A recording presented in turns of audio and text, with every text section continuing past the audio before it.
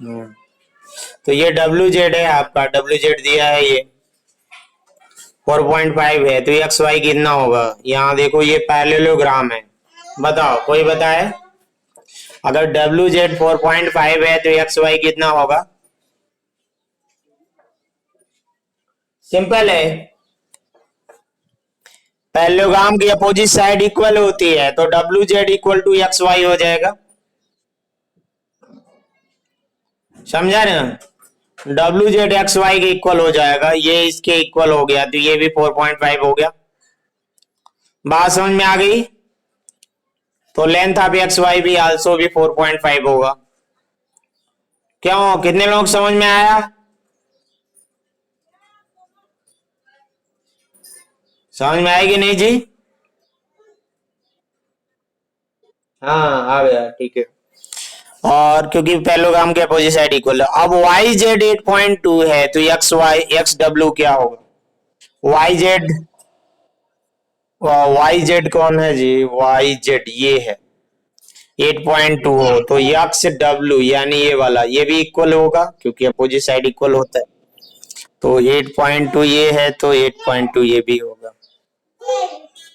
फिर इसके बाद बोल रहा है कि लेंथ ऑफ ओ एक्स 2.5 है, ओ एक्स ये, तो ओजेड कितना होगा? ये ओजेड की वैल्यू कितनी होगी, कोई बताएगा? हम्म 2.5 होगी, क्यों होगी? इक्वल क्यों है?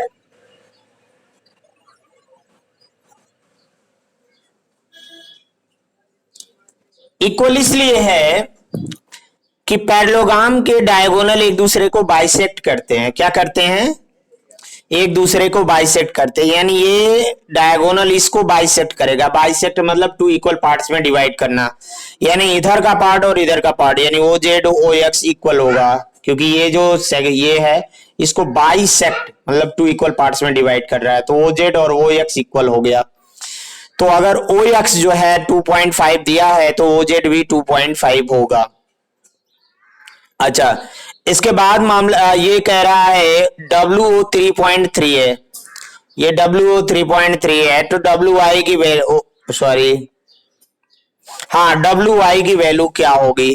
तो देखो बच्चों, डब्ल्यू ओ 3.3 है तो आपको अभी मैंने बताया कि डायगोनल के जो पैरेललोग्राम के डायगोनल एक दूसरे को बाइसेक्ट करते हैं, तो ये वाला इसको बाइसेक्ट किया तो ओ एक्स ओ जेड की इक्वल।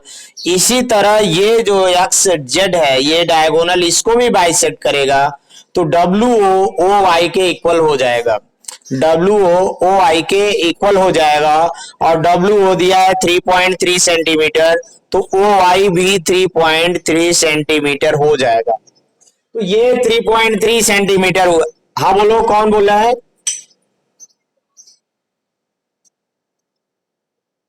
ये माइक कौन चालू किया है जी?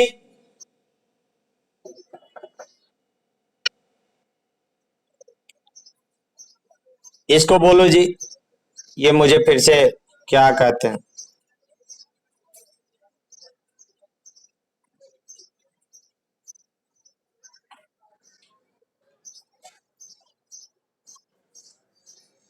सचिन चालू किया था क्या?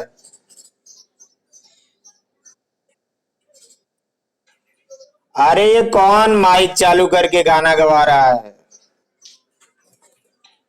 चलो अच्छा, चलो अच्छा ठीक है। अब सुनो, ये डब्ल्यू 3.3 है तो ओ आई भी 3.3 हुआ, तो ये टोटल डब्ल्यू आई कितना हो जाएगा? इसका ट्वाइस हो जाएगा। कितना होगा? 3.3 है 3.3 है, दोनों जुड़ा तो 6.6 हो गया, यानी डब्ल्यू आई सेट कितना हो गया? 6.6। समझ में आया कि नहीं? ये 3.3 है 3.3 है, तो जब दोनों 3.3 3.3 को ऐड करेंगे तो कितना आएगा? 6.6 आ जाएगा। बात समझ में आई ना? 3.3 और प्लस 3.3 ऐड करोगे तो 3.36 और 3.3 यानी 6.6 हो जाएगा। इसका मतलब डब्ल्यू आई कितना हो गया? 6.6। बात समझ में आ गई बच्चों? अब इसके बाद है measure of angle W Z Y 120 degree. W Z Y, ये जो एंगल है ये 120 डिग्री है, तो डब्ल्यू एक्स वाई का मेजर कितना होगा बच्चों? तो ये मेजर देखो, पैरेललोग्राम के अपोजिट एंगल इक्वल होते हैं। अगर अपोजिट एंगल इक्वल होते हैं तो इसका मतलब ये हुआ कि जो डब्ल्यू जेड वाई है उसी के बराबर उसके अपोजिट एंगल, जो डब्ल्यू जेड वाई का अपोजिट एंगल क्या है? W X Y. Angle W Z Y is equal to W X Y, समझे? क्योंकि अपोजिट एंगल ऑफ दी, ये कारण लिख दोगे, अपोजिट एंगल ऑफ पैरेललोग्राम, ठीक है, पैरेललोग्राम का अपोजिट एंगल है और पैरेललोग्राम का अपोजिट एंगल इक्वल होता है, इसलिए ये 120 है तो ये भी 120 हो गया। अब मेजर आप एक्स डब्ल्यू जेड पूछ रहा है। एक्स डब्ल्यू जेड बच्चों ये कितना होगा? दे ध्यान दो, ये जो अपोजिट एंगल है ये भी इक्वल ही होंगे, ये जैसे ये इक्वल थे क्योंकि ये भी अपोजिट एंगल इक्वल होंगे। सपोज दैट ये एंगल अगर एक्स हम मान लेते हैं, ठीक है, जैसे ये बना,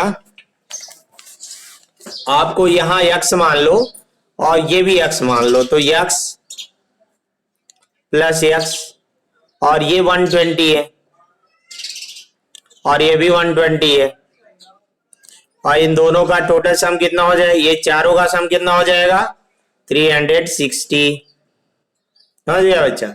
इन दोनों को जोड़ोगे 244 हो जाएगा। 2x is equal to 366 minus ये दोनों ऐड करेगा 20 और 2, तो 240 हो जाएगा। तो 360 में से 240 माइनस करेगा तो 120 हो जाएगा। तो 2x इज इक्वल टू 120, तो x इज इक्वल टू बच्चों कितना हो जाएगा?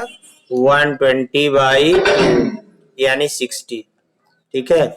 यानी ये जो एंगल है, यानी कि एक्स डब्ल्यू जेड और एक्स वाई जेड, इन दोनों एंगल का वैल्यू 60 डिग्री होगा।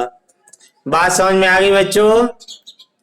ये भी एक्स होगा, ये भी एक्स होगा, ठीक है। आज का ये क्वेश्चन आपको समझ में आ गया।